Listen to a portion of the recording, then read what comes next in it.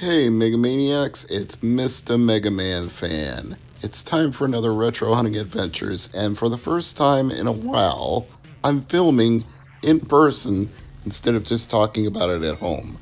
It's easier to do this now because I'm fully vaccinated, the mask mandates have ended, and I generally just feel more comfortable in a store when I'm around other people than I did before.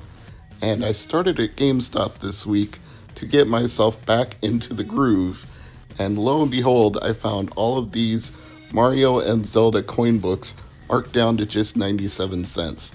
Now, the funny thing about that is, I had a $5 off coupon for GameStop. They give you one every month if you're a member, but they told me that it takes $5 off one item, so I couldn't use it for all of those items, even though I had more than $5 worth. So I had to keep looking around GameStop and find something worth $5 or more to take $5 off of.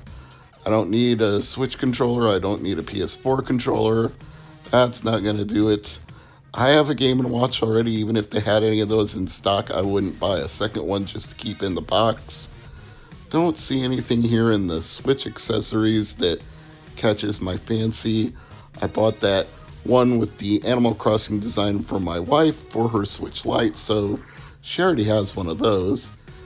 And I'm trying to find something in the Switch games now, and a lot of the ones that I want I already have, so again, kind of hitting a brick wall here.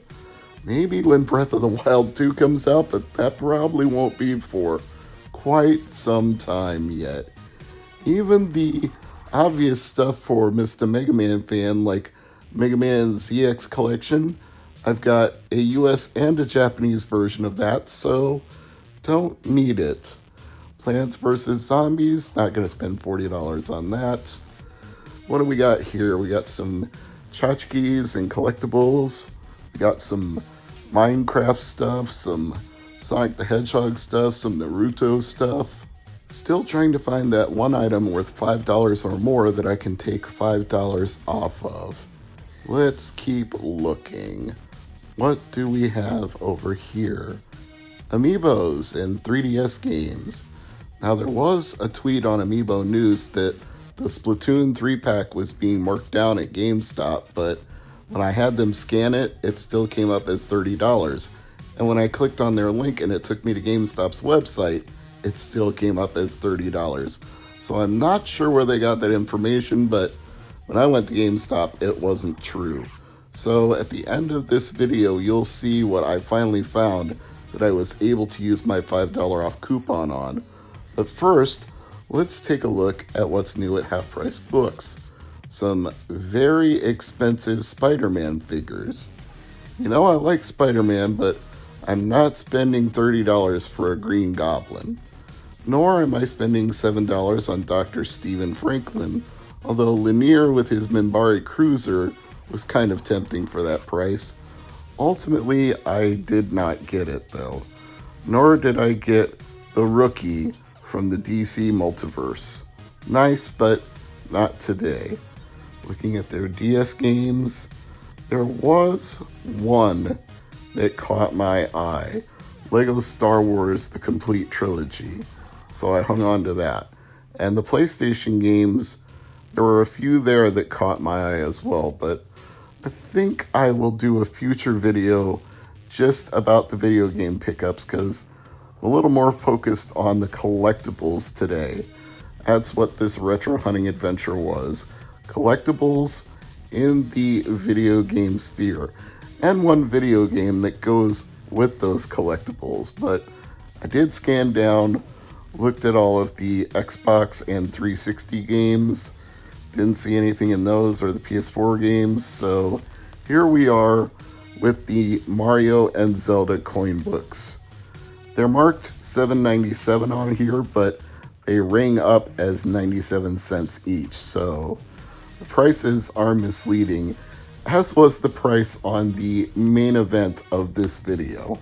At first it looked like this Zelda book was missing its coin, but actually it just slipped down under the seal because once I got the shrink wrap off, it was still there in its plastic holder. It was just hiding behind the sheath that wraps around the coin book. So, took it out of the plastic, flipped it over front and back. It's got an engraved surface and it feels solid. It doesn't feel heavy, but it doesn't feel completely cheap hollow or plastic. It's got enough heft to it that it actually feels like a real collectible coin.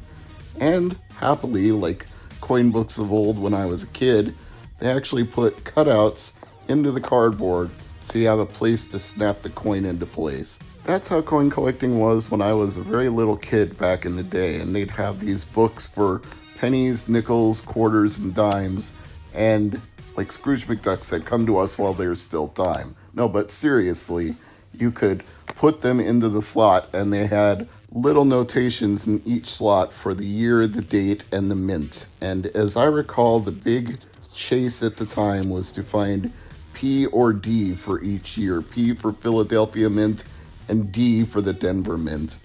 I don't know if they still exist in that form or if they've consolidated the coin mints into one larger operation. I got out of that scene a long time ago, but I suppose if I ever get some pocket change, I could look at them and see if they still have letters stamped on them to indicate where they were minted. It's hard to have physical cash anymore. We do everything electronically. We buy stuff online. We pay for stuff with credit cards. I mean, how much does anybody really carry cash around anymore? That's why coins are actually collectible, because, gosh darn it, what do you even use coins for? I can't remember the last time I broke a 5, 10, or a 20 anywhere. It's been that long. It's got to have been years since I've actually carried around cash.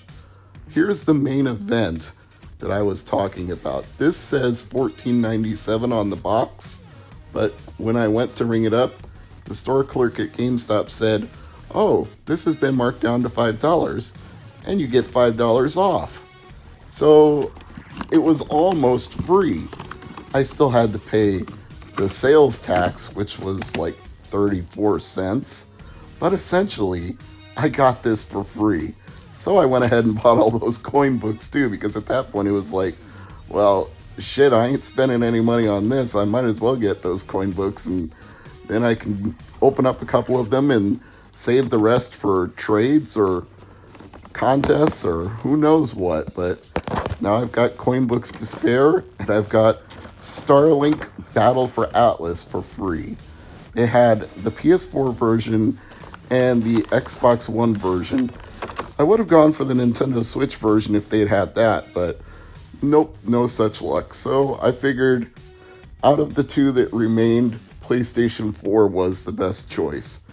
And I got the best looking box out of the bunch, although none of them were in perfect shape. This one just seemed to be a little less rough than the others from being handled or put on and off a store shelf repeatedly. It wasn't as warped and scraped as the others were, so I went for the best possible box and got it for free. You really can't beat a deal like that now, can you? Looking forward to trying this game, putting a ship together, seeing how it all works. Unfortunately, I won't have Star Fox because it's not the Switch version, but hey, what the hell.